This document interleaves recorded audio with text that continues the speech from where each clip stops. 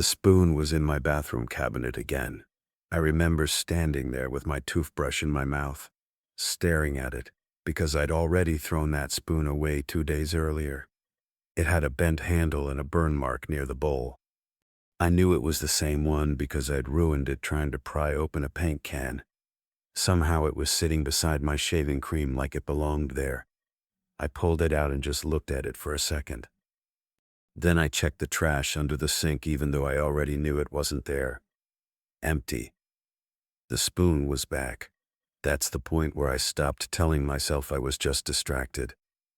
For about 3 months, little things inside my apartment had been changing places.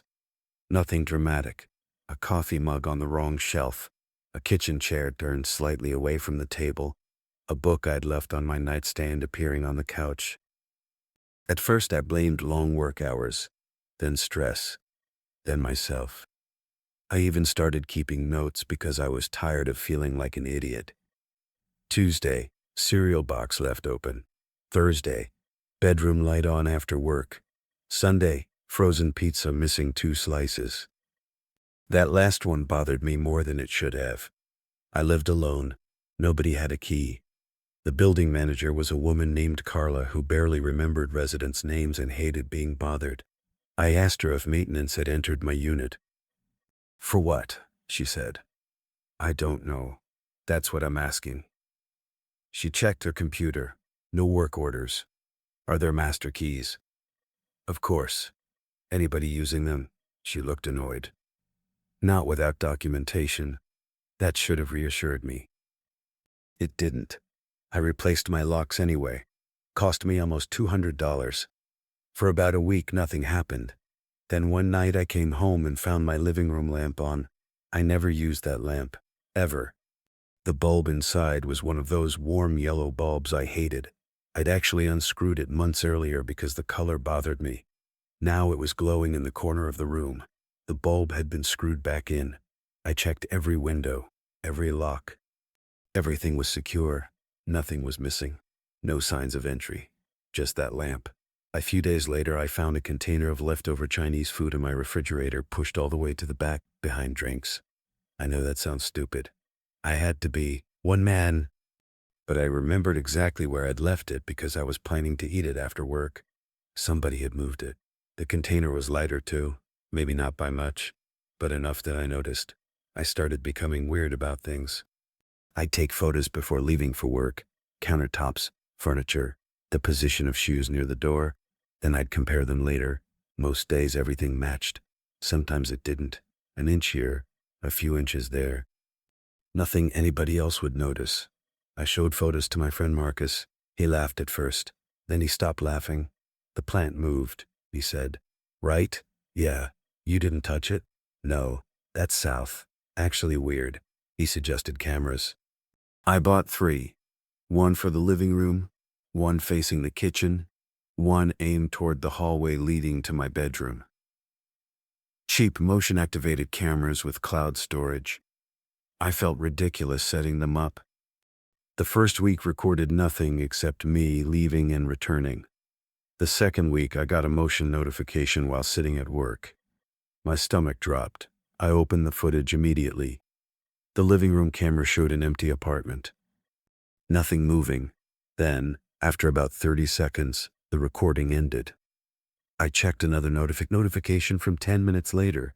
Same thing. Empty room. Motion detected. No visible movement. Over the next few days, I received more alerts. Always from the living room camera, always showing nothing.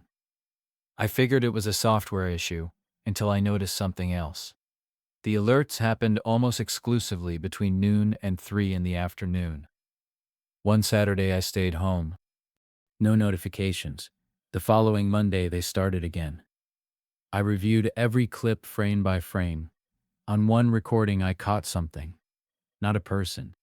Just a shadow crossing the very edge of the image near the ceiling. So fast I almost missed it. It looked impossible, like something passing behind the wall itself. That made no sense. I contacted the camera company. They blamed lighting changes. I contacted Carla again. Could somebody be entering from another apartment? I asked. What? Through walls, vents, maintenance access. She stared at me. This isn't a prison movie. I'm serious. Nobody's crawling through your walls. Her reaction should have ended it. Instead, it stuck with me because she answered too quickly, like she'd heard something similar before. Around then, I started hearing noises at night. Not inside my apartment exactly. Behind it, soft metallic sounds. A scrape, a dull thump. Once, around 2 in the morning, I heard what sounded like footsteps moving parallel to my bedroom wall. I pressed my ear against the drywall. Silence. Then 3 slow taps from the other side. I slept at Marcus's place that night. The next morning, I came back with tools. I wasn't planning to tear apart walls. I just wanted to understand the layout. My apartment sat at the end of a hallway. One side boarded another unit. The other side boarded an old storage room that had supposedly been locked for years. I measured dimensions. Something bothered me. The building exterior didn't match the apartment interiors. There was unused space somewhere. Not much. Maybe 3 feet running behind several units. When I pointed this out to Carla, she shrugged. Old construction. What's in the gap? Pipes. Can I see? No. Why? She sighed. Because it's maintenance infrastructure. Then have maintenance check it. Check what? I didn't have a good answer. That night I pushed my couch away from the living room wall. I don't know why, just a feeling, maybe curiosity. Behind it, I noticed a rectangular section of paint that looked slightly newer than the surrounding wall. It wasn't obvious. Most people would have missed it. I tapped the drywall.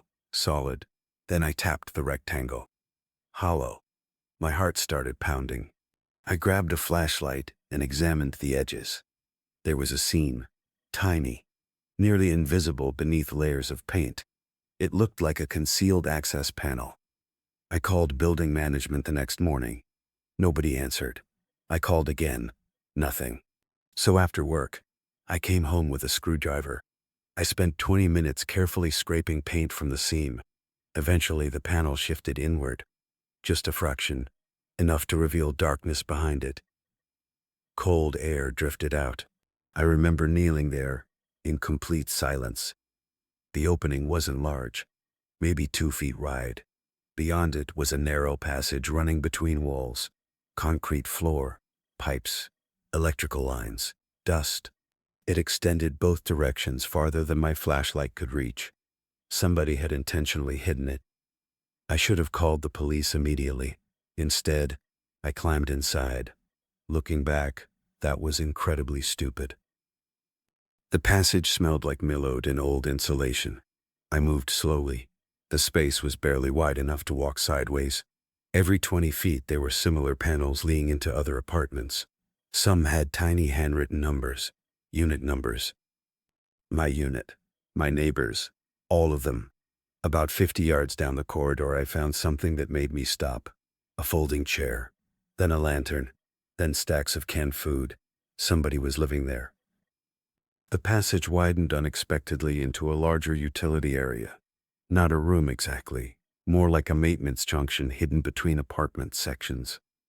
There was a mattress, shelves, water containers, blankets, books, neatly arranged supplies. Whoever lived there had been there for a long time. What disturbed me most wasn't the living space. It was the notebooks. Dozens of them, every notebook labeled with apartment numbers. I opened one, my apartment number. My stomach twisted. Inside were observations written in careful handwriting. Works late Tuesdays. Prefer sleeping with television off. Threw away bent spoon. Ordered Chinese food Wednesday. Page after page. Months worth. Maybe longer. Some entries described conversations I'd had inside my apartment. Others listed groceries, visitors, schedules. Nothing threatening, just detailed, obsessive, like someone studying wildlife. A noise came from farther down the corridor. I nearly dropped the notebook. Footsteps. Slow. Approaching. I shut off my flashlight. The darkness became complete. The footsteps continued. Closer. Then a man's voice. Not speaking to me. Just talking quietly to himself. I couldn't make out most of it. Something about replacing batteries. I waited until a lantern glow appeared around the corner. The man looked about 70. Thin, gray beard, coveralls. He carried a toolbox. He didn't seem surprised to see me. Honestly, that's what scared me. He stopped, looked directly at me, then sighed. You weren't supposed to find this one. For a second, neither of us moved.